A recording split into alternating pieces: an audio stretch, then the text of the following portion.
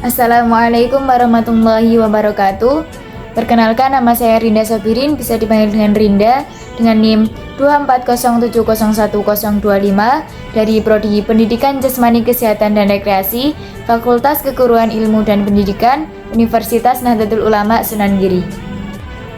Nah, saya di sini akan menjawab beberapa latihan soal berdasarkan buku Aswaja ini. Berdasarkan buku Aswaja ini, pada bab ke-10 yaitu membahas tentang definisi, sejarah, dan pokok pembahasan tasawuf Aswaja. Nah, pada bab 10 ini saya akan menjawab latihan soal pada nomor 1 di halaman 146, yaitu dengan soal jelaskan secara singkat perkembangan tasawuf Aswaja di era Rasulullah SAW sampai dengan amali, akhlaki, dan falsafi. Tasawuf sendiri memiliki pengertian yaitu adalah ilmu untuk mengetahui sifat-sifat hati, baik itu sifat terpuji ataupun yang tercela.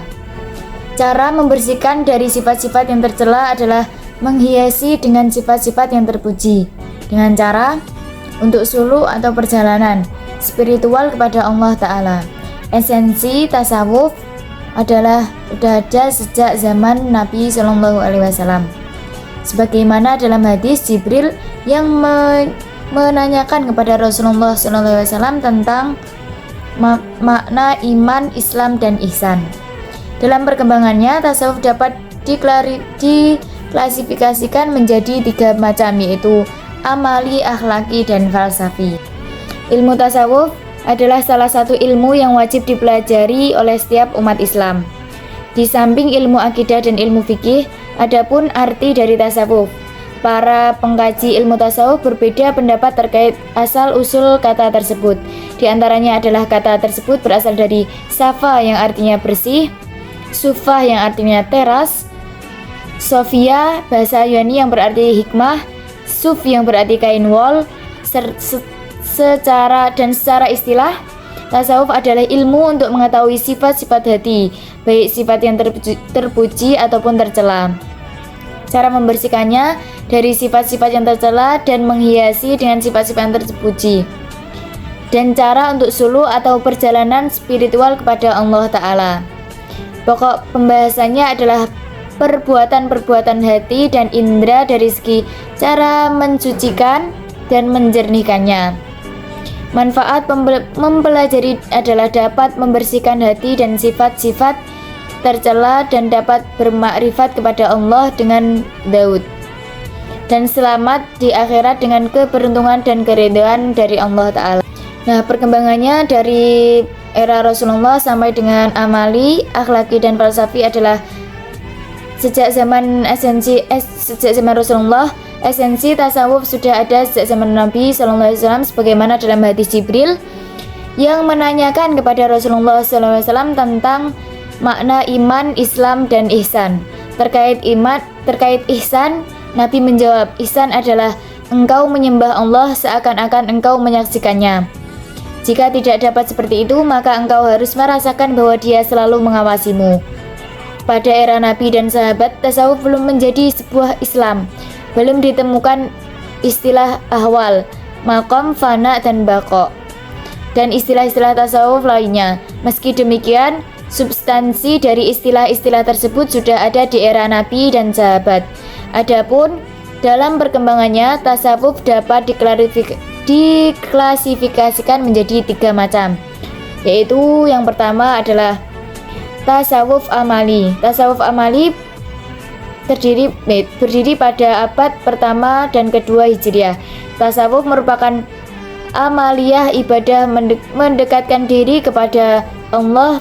Pada periode ini, para sufi belum memberi perhatian mendalam tentang keadaan-keadaan hati dan tahapan-tahapan suluk. Menurut Al-Taftazani, pada abad ini tasawuf diidentikan dengan laku zuhud oleh para sufi. Di antara tokohnya adalah Al-Hasan Al-Bashri dan Rabi'ah Al-Adawiyah. Dalam periode ini tasawuf belum secara spesifik. Dan tasawuf yang kedua adalah tasawuf akhlaki atau sunni.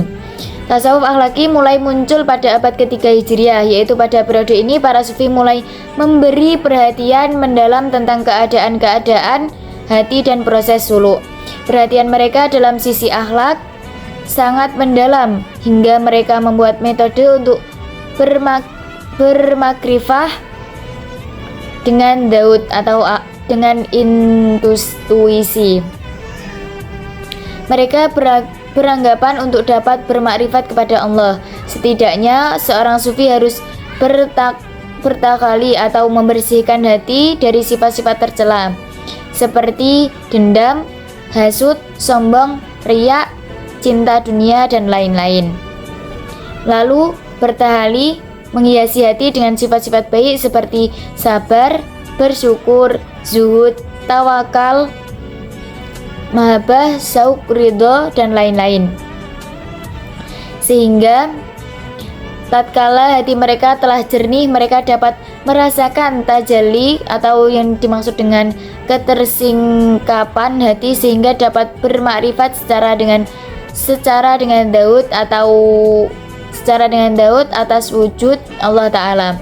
Dalam periode ini mereka juga mulai membahas tentang hubungan antara Allah dan manusia dengan Allah. Dari tasawuf ini melahirkan tasawuf sunni, yaitu tasawuf yang setiap pandangannya mempunyai landasan Al-Quran dan Al-Sunnah dengan jelas. Dengan kata lain, tasawuf ini selaras dengan syariat. Dan di antara tokoh yang menjadi referensi tasawuf ini adalah Al-Junaidi Al-Baghdadi, wafat pada 298 Hijriah, dan Abu Hamid Al-Ghazali, wafat pada 505 Hijriah.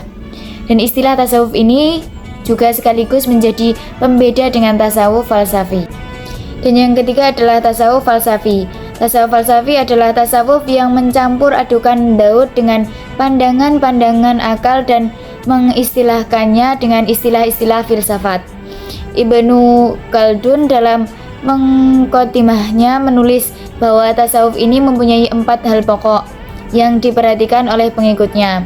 Di antaranya yang pertama adalah mujahadah dan perkara yang dihasilkan darinya, yaitu Daud atau intuisi, wajh yang artinya adalah perasaan, dan introspeksi diri.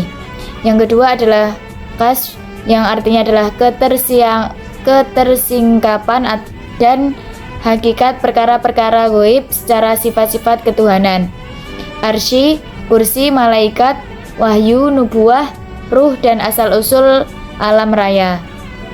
Yang ketiga adalah bertindak di dalam raya dengan berbagai macam-macam karomah. Yang keempat adalah syatah atau lafal-lafal yang menjanggalkan yang secara lahiriah adalah waham atau sangkaan yang salah. Nah, dari tasawuf ini sering bertentangan dengan fikih sebab pandangan-pandangan tasawuf ini secara dohir sering bertentangan dengan akidah dan syariat, seperti pandangan tentang wahdah al-wajud dan khutbiyah wahdah al-adyan dan lain-lain.